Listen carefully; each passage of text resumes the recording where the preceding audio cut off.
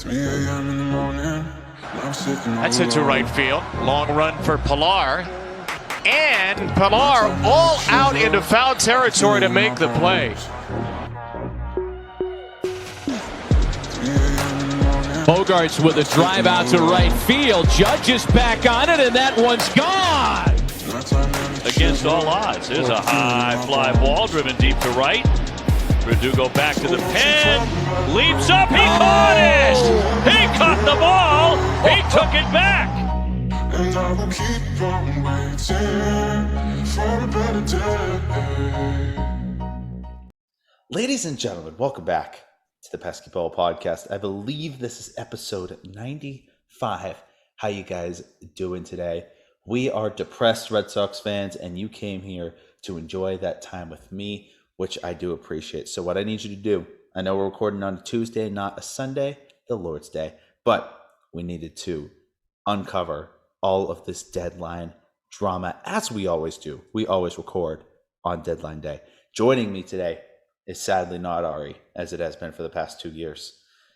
Joining me is some random schmuck who I was forced to live with for a year, host of the Fumblerooski podcast, Adam Wright. Adam, say what's good to the people. What's good to the people?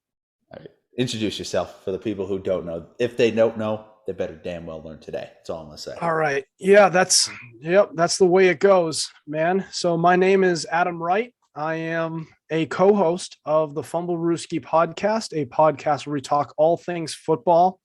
And I'm also an avid baseball fan. So you'll see me on and off of Robert's show to talk some baseball. I like to think I know a little bit about what I'm talking about when You it comes know to more baseball, than you do but- about NBA. You know Oh more yeah, than, yeah. And NBA is probably my third best sport, and then it's close between football and baseball. I probably know baseball the best. Mhm. Don't tell my Fumblerooski fans about that. I would- It's not I- that I'm bad with NFL, but I think I know baseball like the back of my hand. I'm able to sit here and talk shit with baseball about you for hours on end. You know, we've done that before where I'll call you at like 7 o'clock at night. I'll hang up at 10 o'clock and all we've been talking about is just baseball. Yep. You know, that's why you'll see Adam around here probably about once a month on average. I like to cycle in my guests, but Adam's a consistent whether I like it or not. And trust me, I don't. So let's start today off right. Before we get into the deadline drama, let's just talk about how shitty we've been and have been not slowly, we have been quickly just taking a dive down. Right now, as it stands, we are 52-52, directly at 500, fifth place in the AL East, 18 games back of the Yankees, 6 games back of second place. So technically, it's not over, but it's really, really not looking good with how our talent has been and just in general of how good all the other teams have been.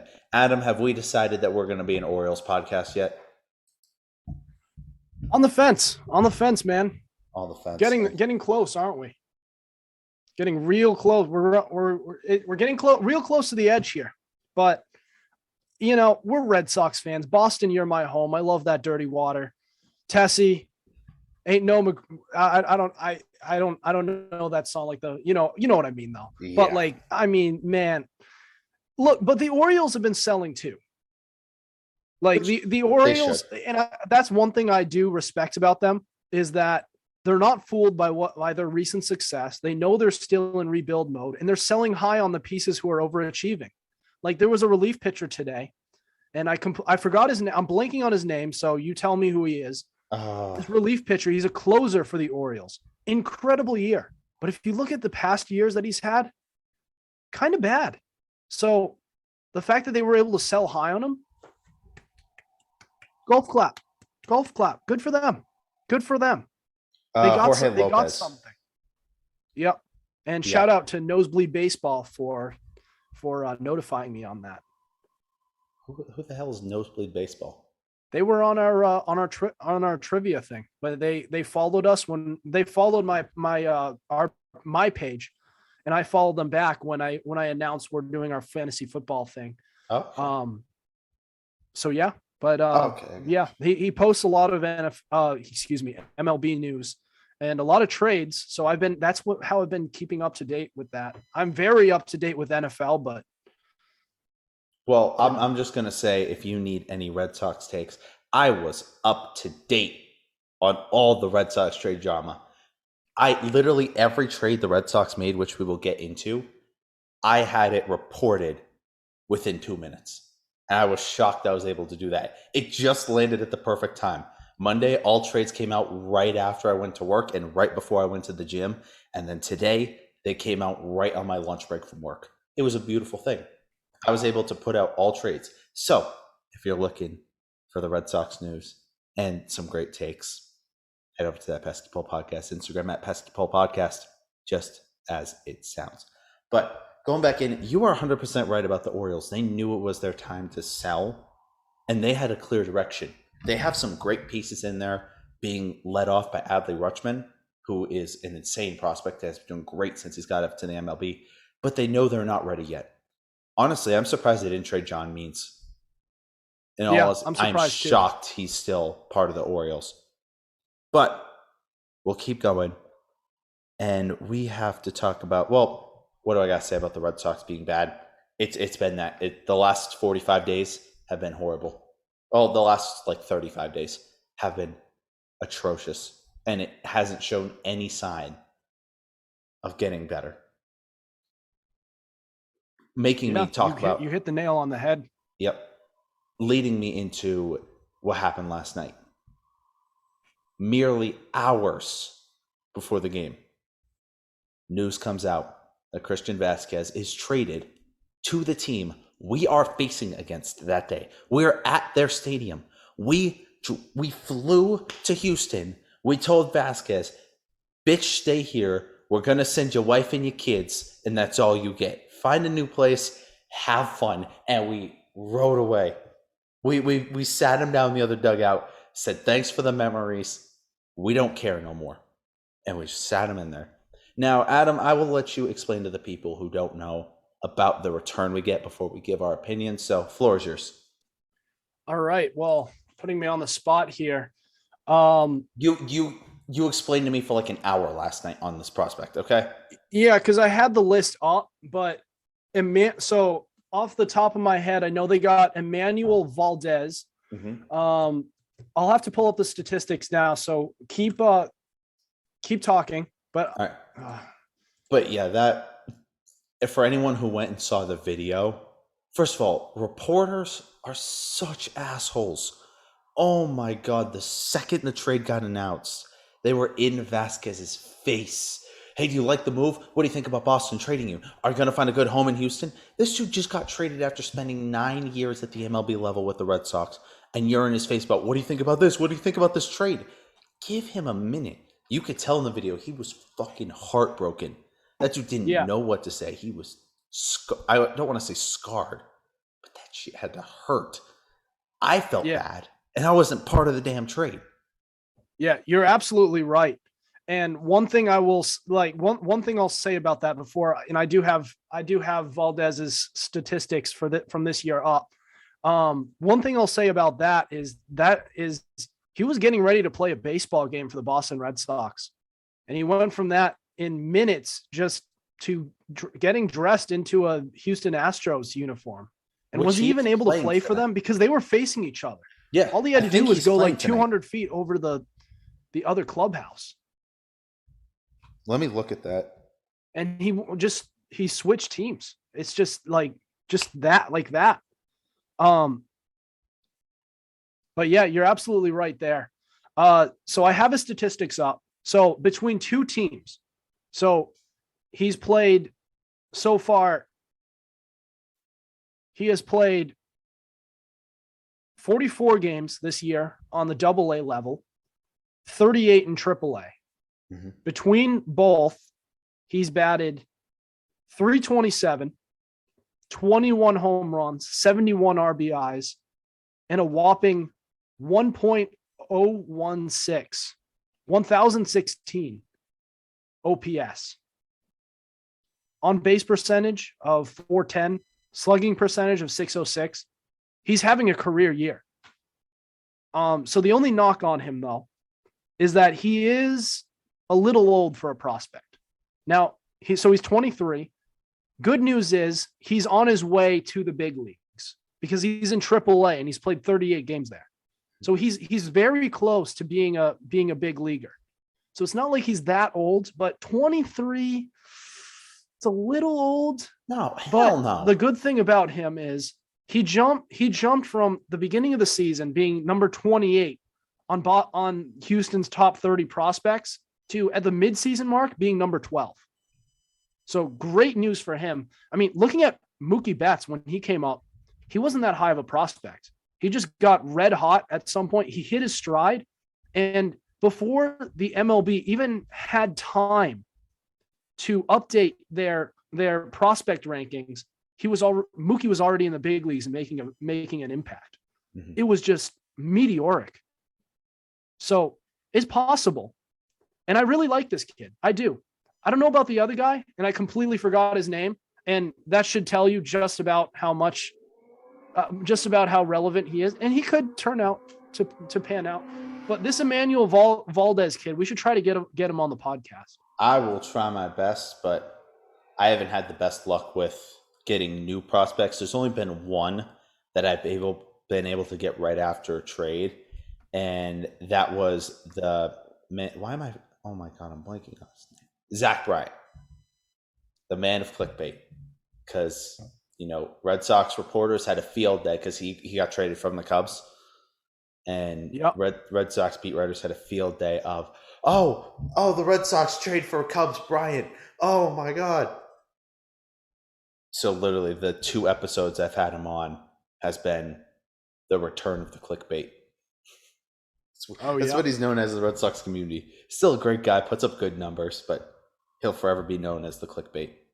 And he took it like a champ. He was cool about it. He was like, He was laughing it off.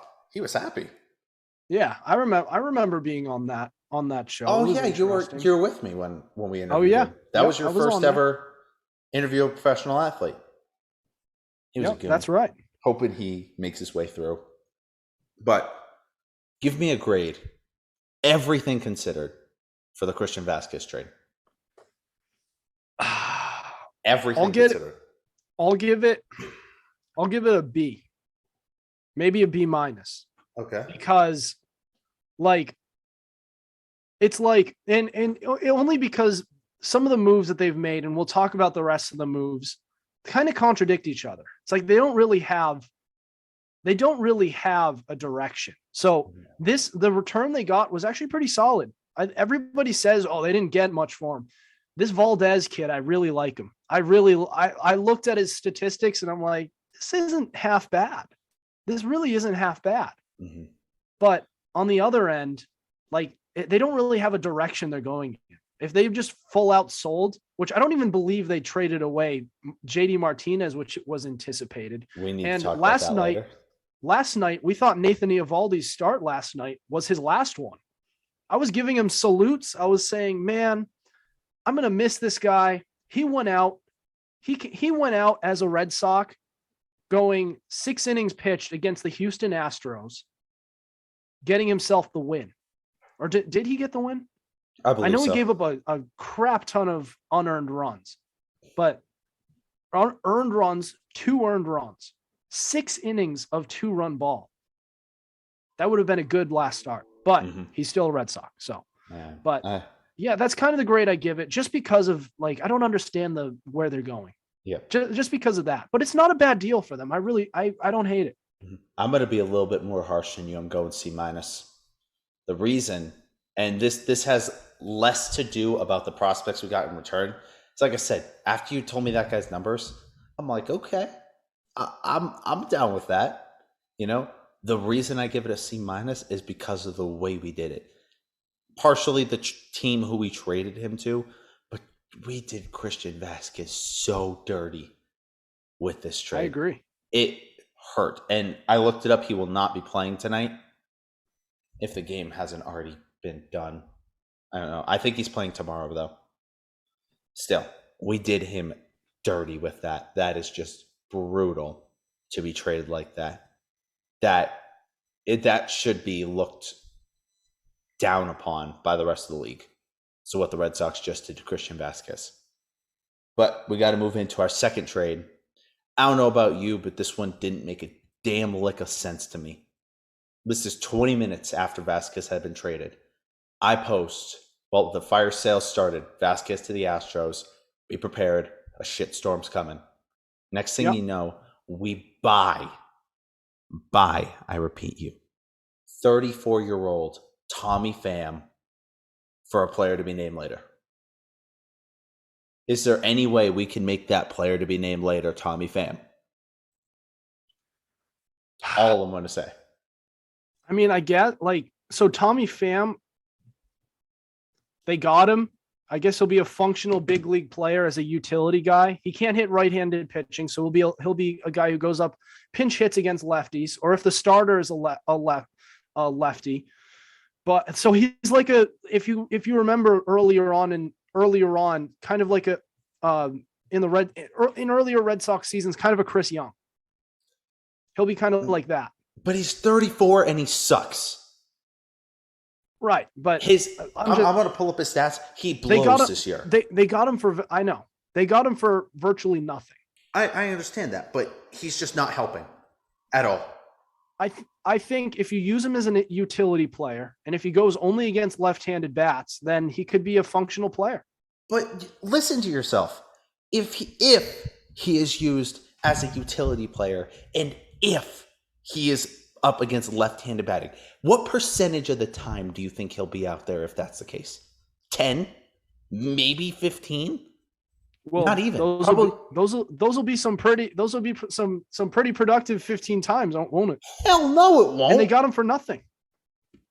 They got him for virtually nothing. Player to be named, which is usually just a lowly prospect down in single A. Hey, hey. Don't say that, because we got a lot of friends of the podcast who are those single A guys.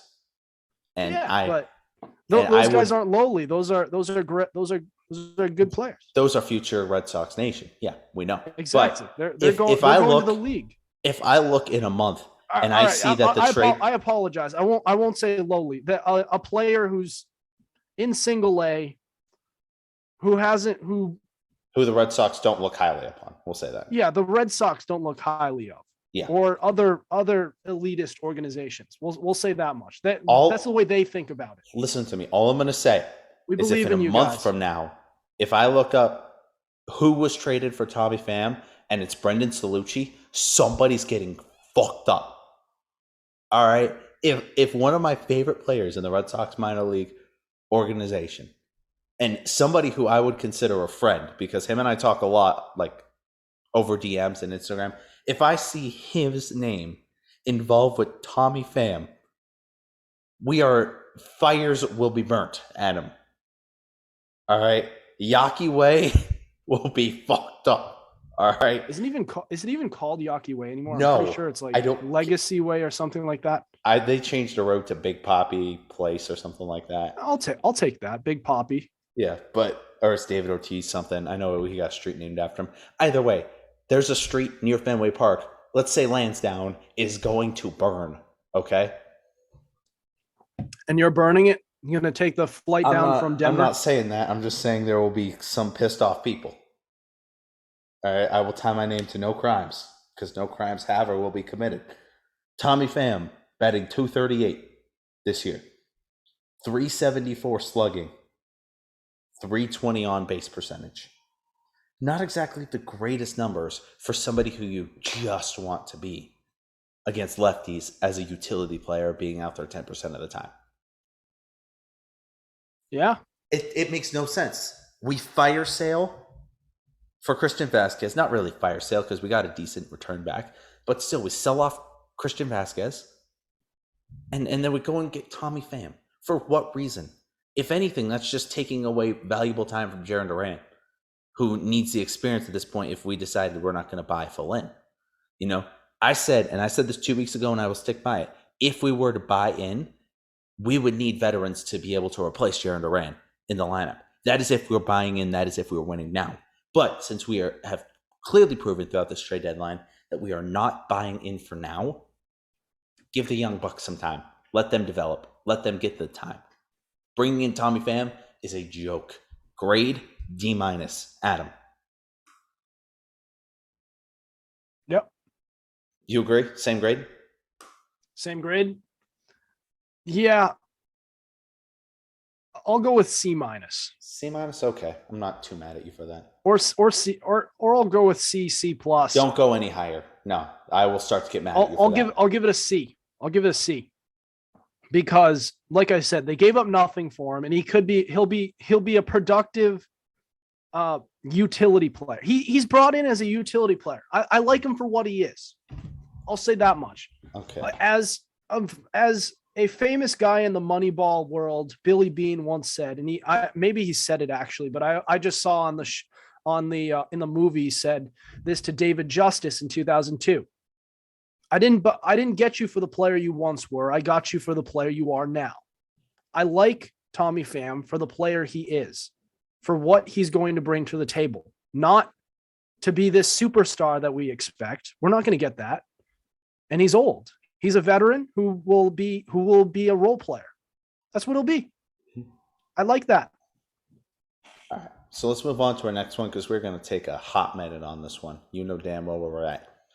By the way, tilt your camera down just a slight bit so our viewers actually have a good viewing pleasure of you.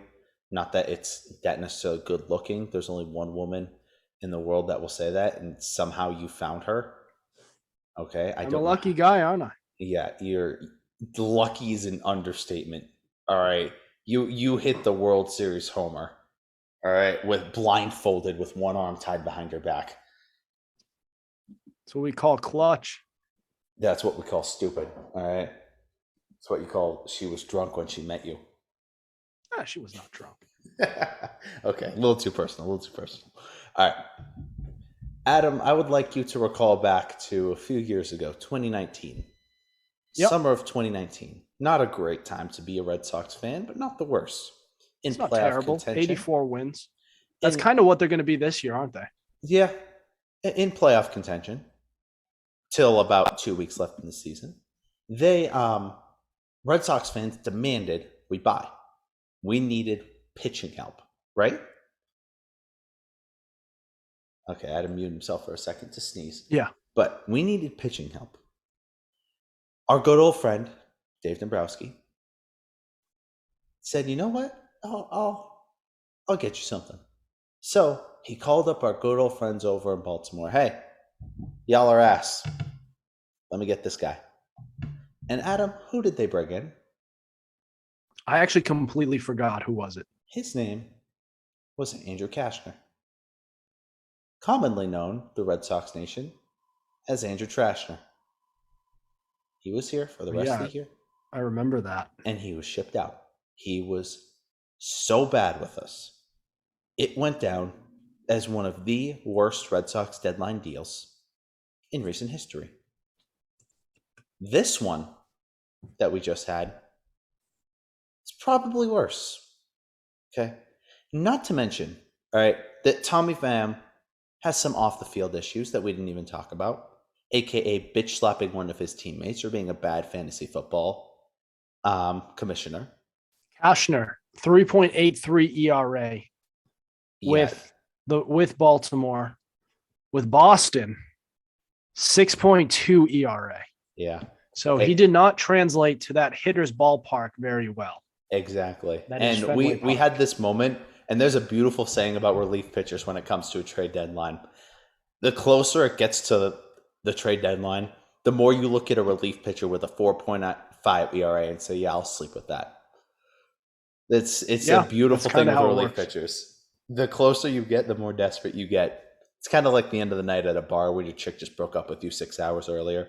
Not talking from personal experience or anything. I see what you mean.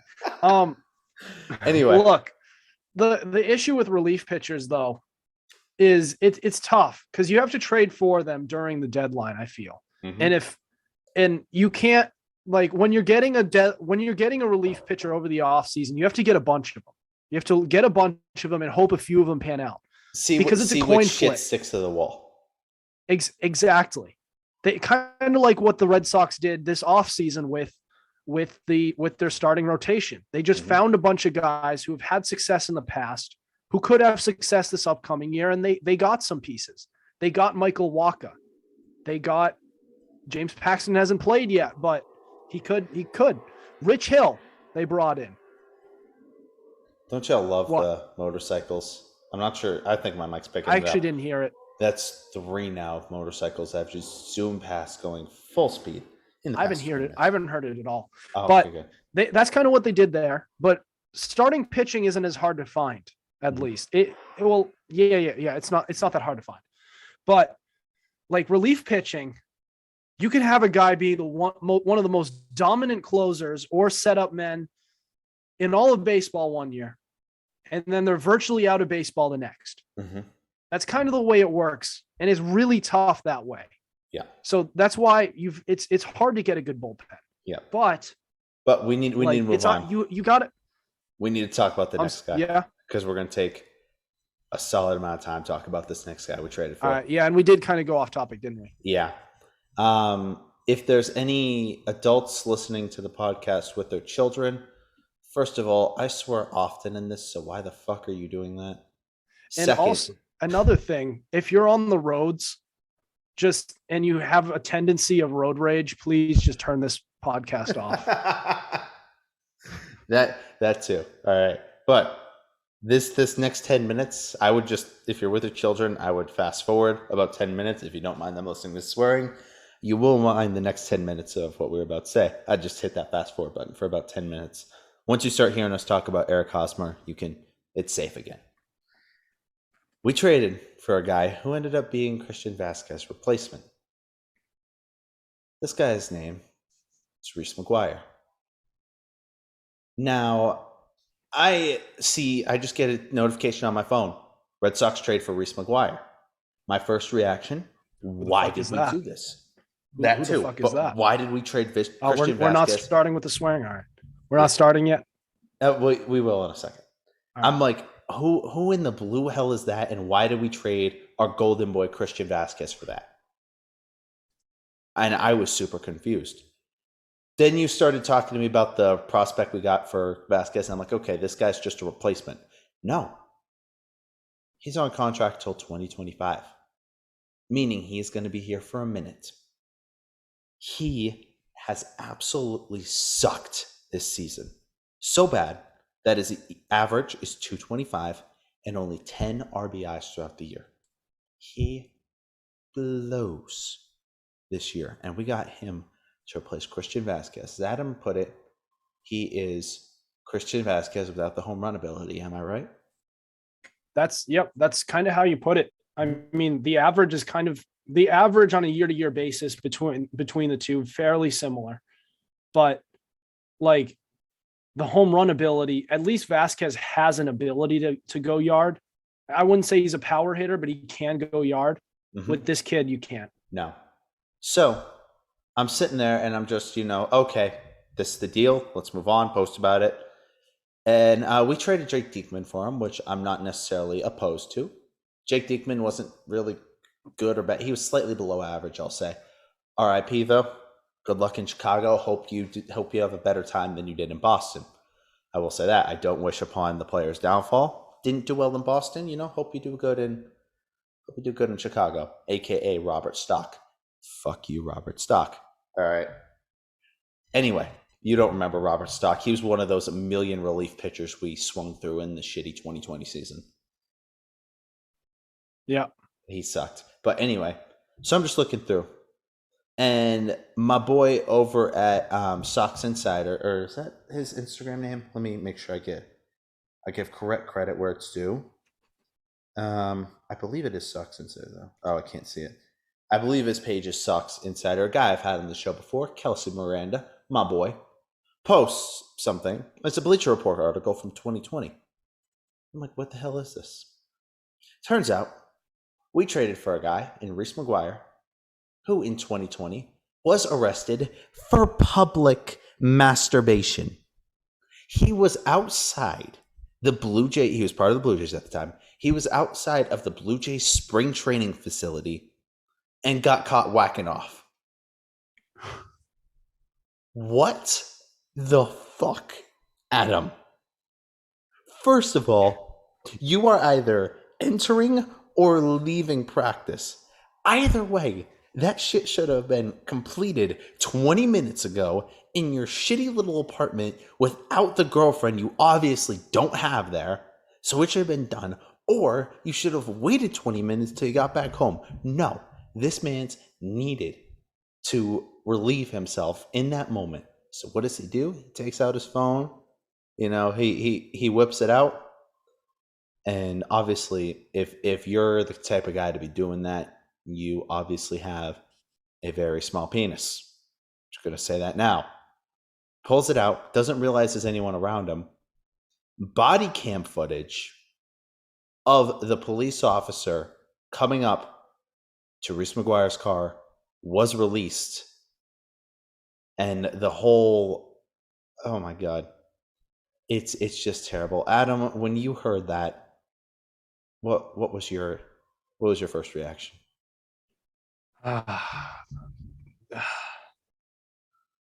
This is the guy who I just don't have words. That's the thing. I just didn't have a reaction. I was like, what the fuck is this? Like, it's like that, like that one video where like, it's like that viral video where that dude, like with the weird accent, he walks out his door and he sees that weird looking cat. Like, what the fuck is that? Is that a fucking cat? Oh yeah. Is that a guy who we traded Vasquez for, who got whipping arrested his dick out in the middle of what the fuck is it? Or that guy at the cookout who's like, hey yo, what the fuck? Yeah. No. Something like that. I get it. Reese McGuire is still young, and he came out and publicly said this was a really stupid thing that I did, which obviously you need to say that. I think he's only like 26, 27 years old right now.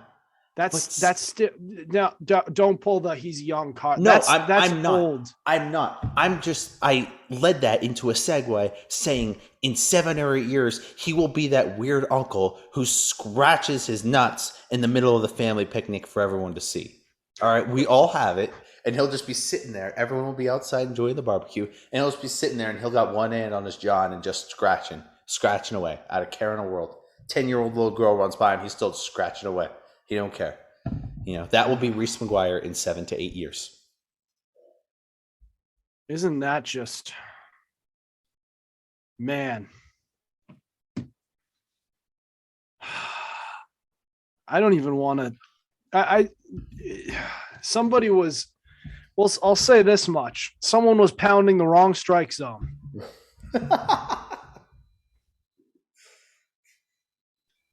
You talk about golden boy. I mean, how there's like a golden arm. I mean, he has the golden hand. All I'm gonna say is, how in baseball you get some incentives in your contract, right? You get some bonuses. Yep. What's the difference between a Dick and Reese McGuire's bonus check? What? Someone's down to blow his bonus check. Oh boy. So we're just going to go over dick jokes, aren't we? That's why I said fast forward 10 minutes. All right. In this, doesn't this kind of, I'm going to circle back to actual baseball. Doesn't this kind of show like the flaws in the analytics game that Heim and all these baseball nerds play? Is that they don't look at all into their background. Mm-hmm. They don't look in that at all. No, all they look at. Keep going. All they look at is how they look on paper. Can they help win them games? That's all they look at, and they have no standards for it. Mm-hmm. Somebody on Reddit posted the funniest thing I've ever seen, in talking about Tommy Pham and Reese McGuire, our newest dynamic duo. Their new nickname will be the Slapper and the Fapper.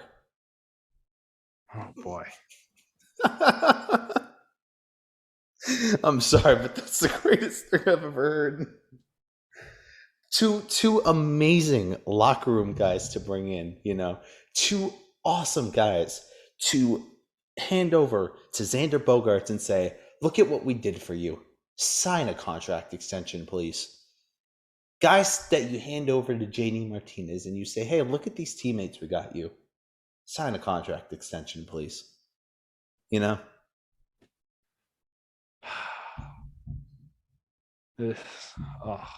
I mean, holy. I don't even know. Like, like you have a lot of things to say. I got nothing to say. I got nothing, man. I could think of so many more penis jokes, but I'm just gonna end us off with one more. And you ready? Yeah. I'm not sure how Reese McGuire feels about masturbation, but I'm sure with one hand it feels great.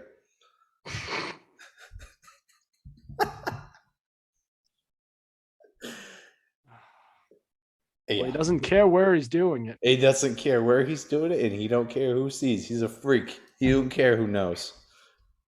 I mean, I guess Heim didn't read it wrong where he read that McGuire has a hose. Mm-hmm. Yeah. I mean, okay. There's a lot of things that I could say about that's a softball. We're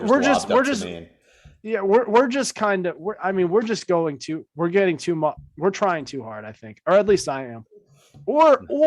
Or another way to look at it is you thought about these before that you started the episode. You wrote them down. You looked them up.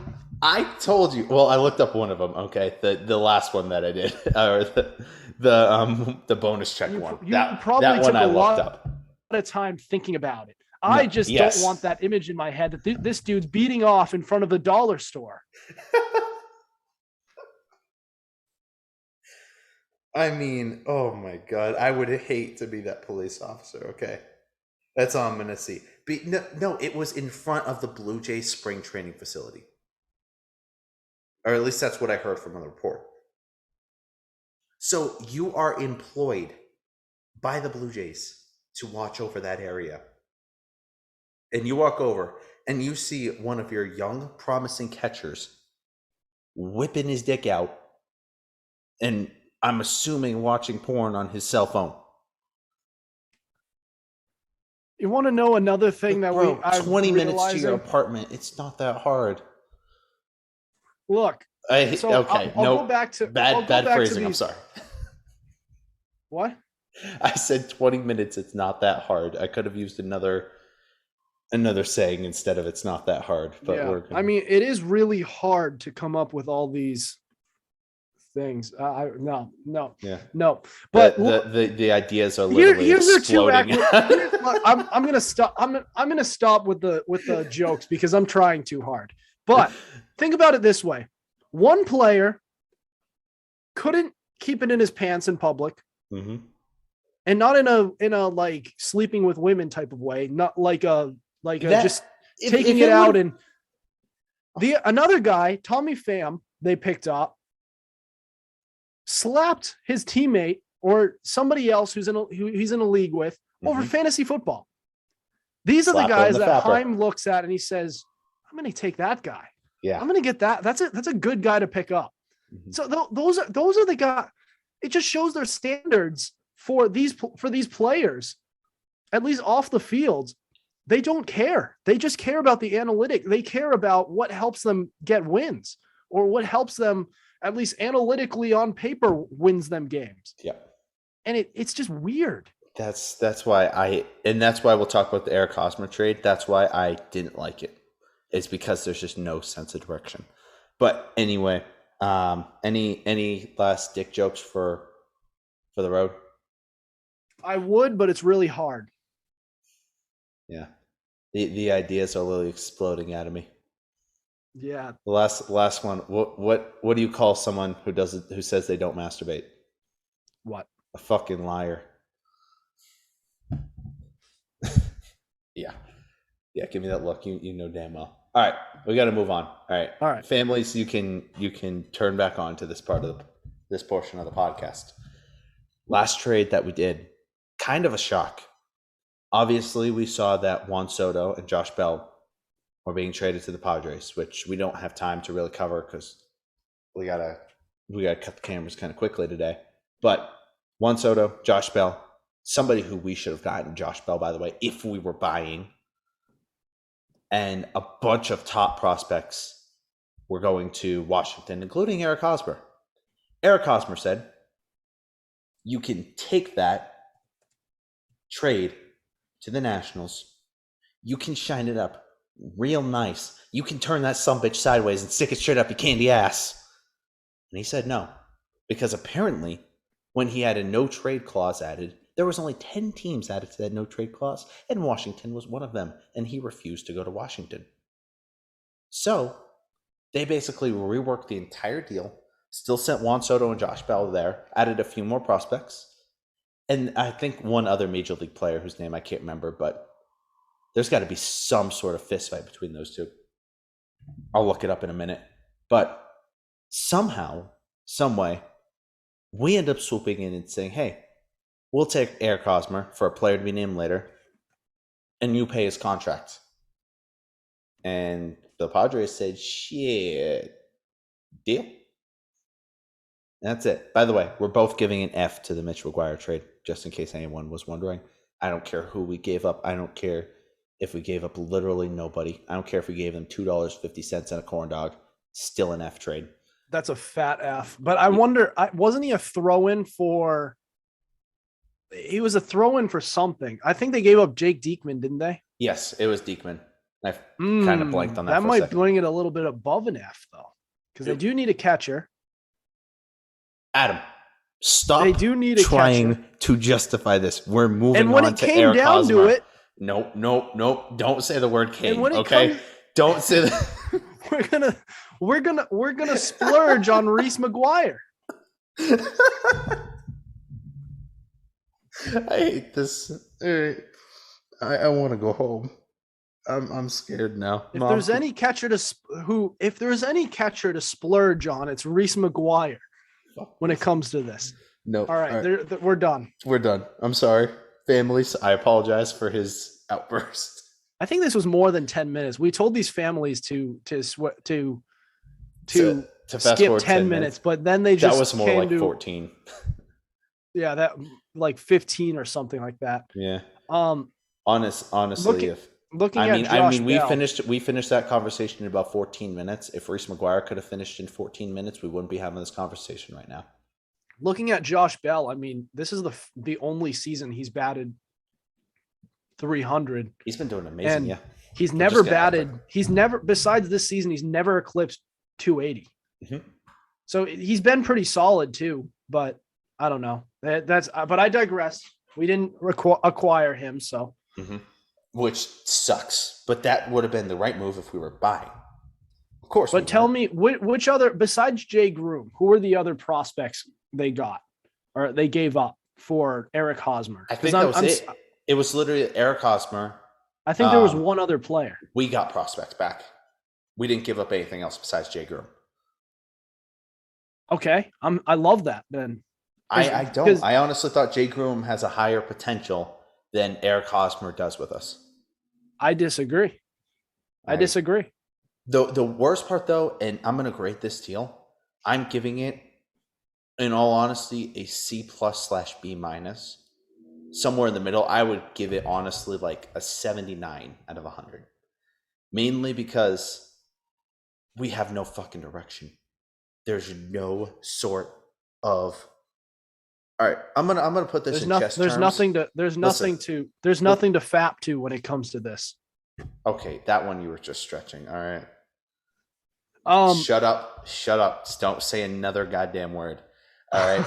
I'm gonna put it in chess terms because I'm a chess nerd, and anyone else out there will understand this. Won't be many of you, but it's like trying to play a game of chess and not realizing what the hell you're doing. You're just putting pieces to squares. There's no sort of strategy. There's no sort of game plan. You're not planning at least 3 to 4 moves ahead. Yeah. Yes, exactly. Like when I play chess, I'm not a good chess player. I'm okay, but I'm not good. I'm planning. Bro, I'm a freaking god at chess. I'll tell you that much. Bullshit. I beat 90% of the people I play. Oh, you're probably playing people who've never played chess. I guarantee I play you in chess, I'm whooping your ass. All right. Where's the board? Adam, I've been in We'll chess play games. online chess like those old people. Yeah. Do you play Make online you look chess? like an old person. Shut up. I play online chess. All right. Anyway, I don't know how this turned into the roasting of me playing chess, but anyway, there's no sort of direction at all. That's why I'm giving the C+. Are we buying? Are we selling? There's no sense of direction. If You have this dementia. is your attempt at buying, even if You have didn't give- dementia. shut the fuck up. Even if you get You're supposed to say, I don't remember asking. And then I'll say exactly.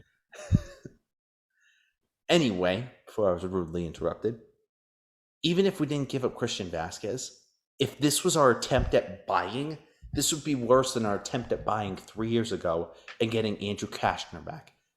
This is still worse. We have done very little, if not less than ideal, to make this team better or worse.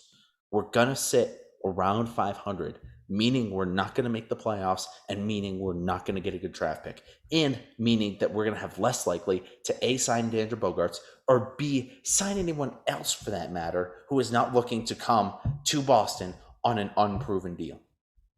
I told you before the trade deadline came to us that doing nothing was the worst thing the Red Sox could have done. They somehow made it worse. That's all I got to say. Do you think the Red Sox got better with this deadline? I think we stayed stagnant. I think we maybe added like 2 wins, if that. Because first base was a glaring hole for the Red Sox, and now they have a piece there. And they also have now have more depth in the outfield with Tommy Pham. The only issue now is the only guy they have at catching is that guy. That guy, yeah. All right. So if I had to ask you overall, egg to F, Red Sox trade deadline, what are we giving it? Red Sox trade deadline, C. I'm giving it a D- at best because we didn't have a direction. We needed to commit hard to either full buy and pray Xander doesn't leave, or full sell and trade everyone and just be okay if Xander walked. And we did neither, meaning that we don't have a good team and we don't have good prospects that we got back in return. And we did. Xander, JD, Waka, other players, JBJ, are all going to walk at the end of the year for nothing. We could have either gotten those players to stay or good prospects. We got neither. Look, they got prospects. They got Emmanuel Valdez. They got and a prospect. They got other solid pieces as well. Mm-hmm. And they got players to improve them for now. So this team, the roster, the big league roster is improved overall. And so the question to ask is, did they are they in a better spot than they were going into this trade deadline? No. And I would say they are. No, not at all. They're in a better spot. They For haven't winning they didn't or for the future? both. Because I think they're in position to compete for a playoff spot. As much as it's hard to believe, they are still in position. They're only 3.5 games out of a wild card spot. And they improved in spots they needed to improve in. They did. But how does that help us for the future?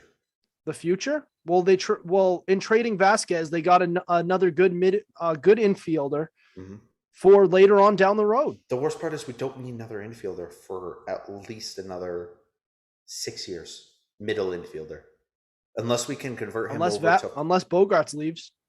Even if Bogarts leaves, Story's locked up for the next 7 years. And then we got Marcelo Mayer coming through, who's going to be ready in a year or two. He's not going to be ready in a year or two. He'll be ready in like early 2024, late 2023.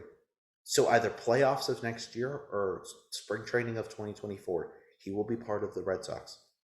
That's his ETA. But getting there is one thing. Then you need to get established. You need to in the league. you need to be, he could be sent down a couple times in that. He may not be a legitimate big league player until like 2027. Which I understand, but what's not to say about the guy saying the same thing about the guy we just brought in? Valdez? Yeah, what's not saying that's going to happen to him too? His ETA is 2023. What's not to say that he's going to early 2023? Yeah, I bet he could be he could be big league ready by like 2024, 2025. That's when Meyer's going to be. That's when Meyer. That's when he's going to be. That's when he's going to be in experiencing turbulence. And isn't Meyer isn't he in single A right now? I think, yeah, he's in single A Greenville, but you have to remember something, Adam. He's only 19. Yeah, so he has a long way to go. Valdez is right there. He's ready in not that much time to get to make the jump to the big leagues. He's almost there. He's this close. Mm-hmm. All right, we do have to move on to our final segment.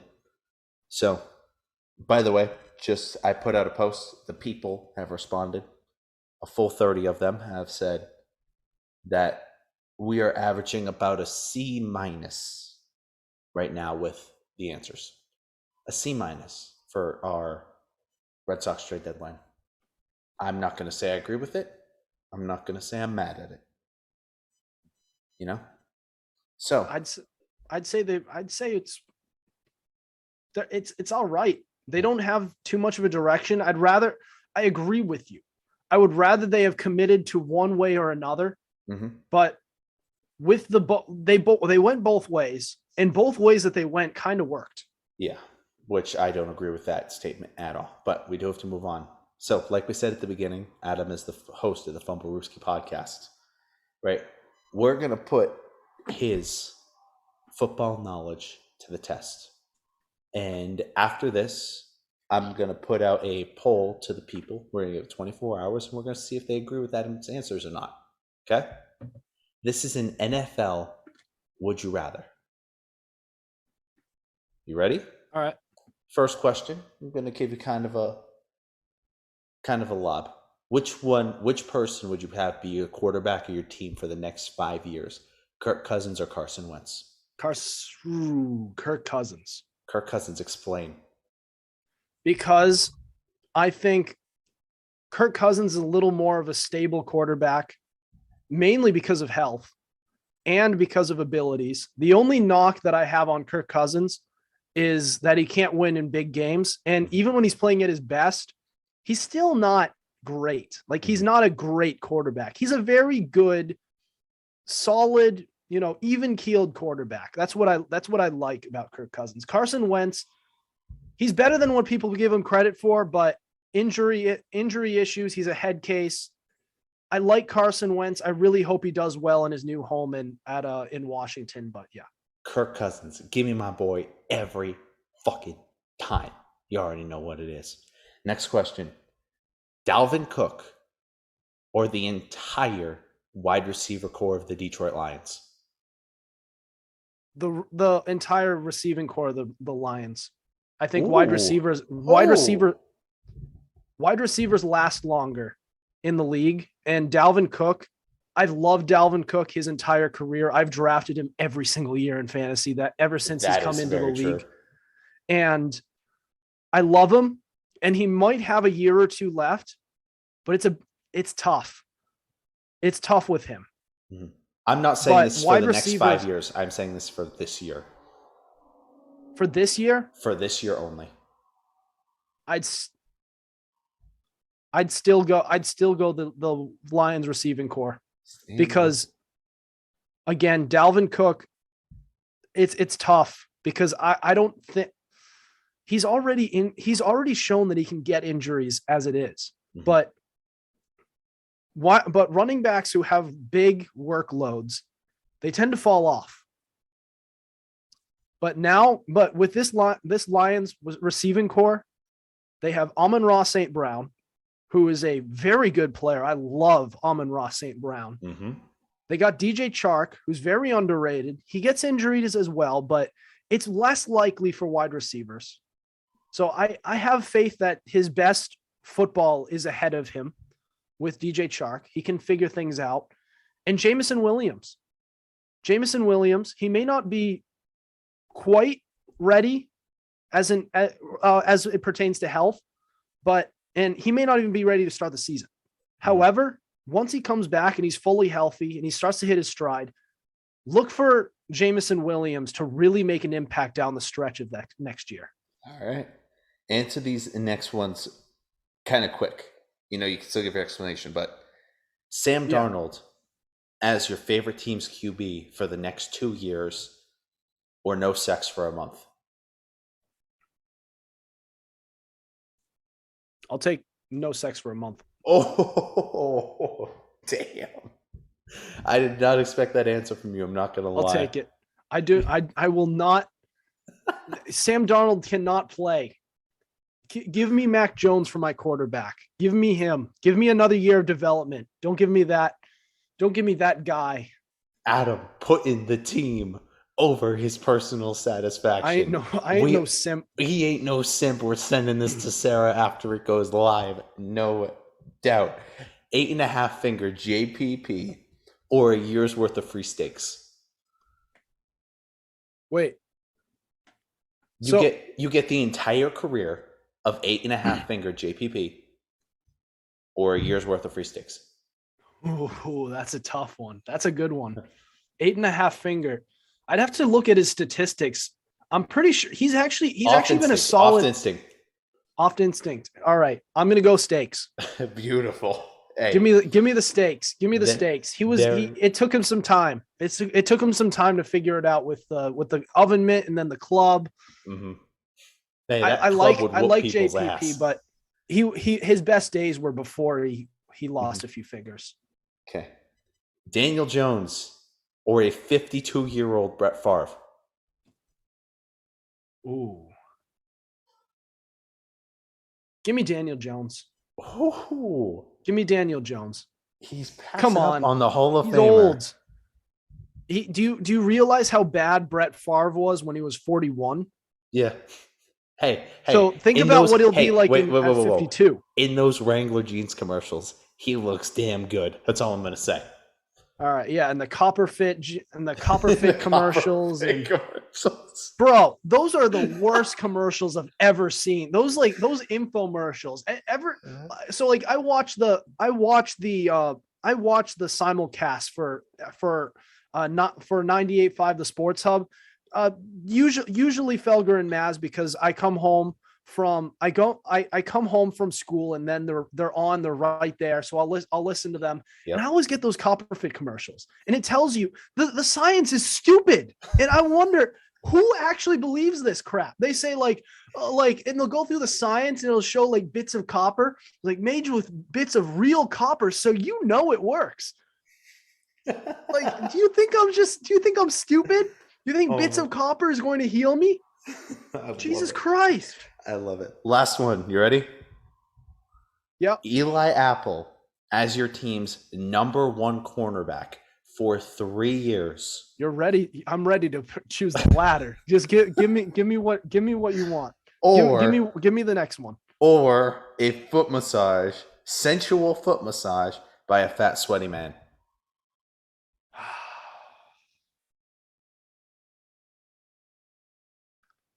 Can I be blindfolded? Sure. Just give me it's a foot massage. It's not like he's going all the way down my butt. You know what? I'll take the foot massage.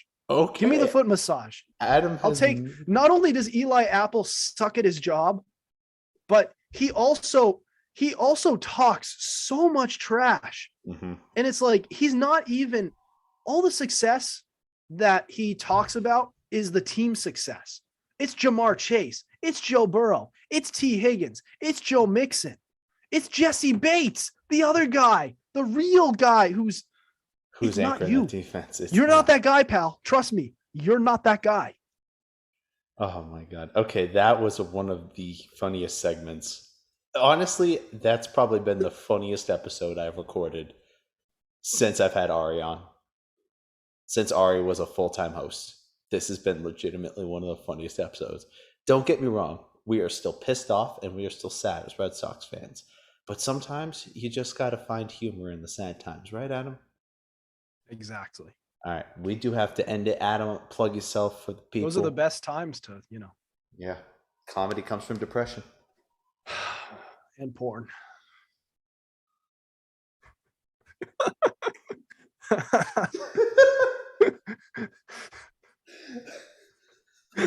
You know it. Cut the camera. No, you ain't plugging yourself anymore. No. Reese McGuire approved. No, you ain't plugging yourself no more. Guys, go listen to the Fumble Rooski podcast. This is a podcast that not only do we talk all things football, we try to put a spin on it where you guys are essentially part of the show. We have the fan box where we ask you guys questions and you can answer with whatever you want. And we give you a shout out and we talk about your answers. We have guests on our show. We are starting fantasy football leagues where we're practically giving you money just to play fantasy football. Coming out of my damn pocket too. Yes, exactly. Part of coming out of your pocket as well. This is a podcast that would be perfect for you guys. You guys can learn the game while also being part of the show. So please go check out the Fumble Rooski podcast. We like to think we're a good show. So why don't you give it a check? You can be the judge of that. So it's not as funny as the episodes which you found here, but still some great content, some good takes, sometimes some shitty takes by Justin, but we get over that fact. Sometimes he's got some good ones in there too. To end off our night on a good note, in Reese McGuire's debut, the Red Sox won 2-1. Cutter Crawford with the win, Tanner Houck with the save. So I like Cutter Crawford more than Winkowski. Really? It's such a good episode. You had to end it like that. That's the best way to end it, isn't it? You can take Cutter Crawford. And That's shove what him up your ass, okay? Reese McGuire calls a happy ending. Or does he call something else a happy ending? Or do you think he wanted to get caught? In all honesty, some people have a sexual fantasy of that. There's some people, they try to like put everything away. I guess before. we know. Well, then I guess we know he was fapping after practice, weren't we? I guess he's probably in his car right now outside of Astros. The Astros. Okay, you know what? We're done. Dude, All right. boy really went when he learned of news of that trade. He went, oh. Okay. I forgot something in the car. That's enough. I gotta go right. I gotta go call my mother. And let her know I've been traded. All right. Thank you guys so much for listening. It's been a funny episode. God bless you guys. Pray for the Red Sox to get better, even though it's not going to happen. Roll that outro music. See you guys next time.